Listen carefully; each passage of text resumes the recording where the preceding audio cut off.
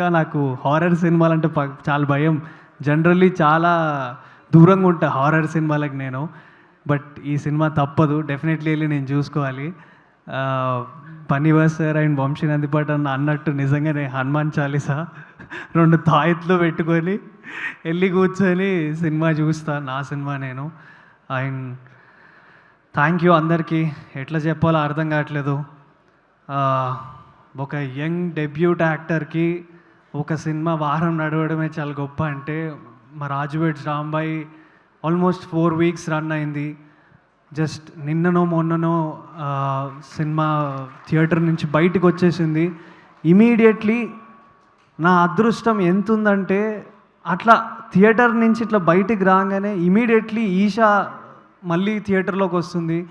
So మీరందరూ ఈ సినిమాని థియేటర్లో చూసి ఎంజాయ్ చేస్తారు అండ్ భయపడతారు.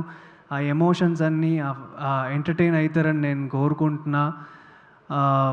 అండ్ ఈ వారం రిలీజ్ అయ్యే 25th రిలీజ్ అయ్యే అన్ని సినిమాలకి గుడ్ లక్. సో అన్ని సినిమాలు బాగా ఆడాలి, అందులో మా సినిమా కూడా ఆడాలని నేను కోరుకుంటున్నా.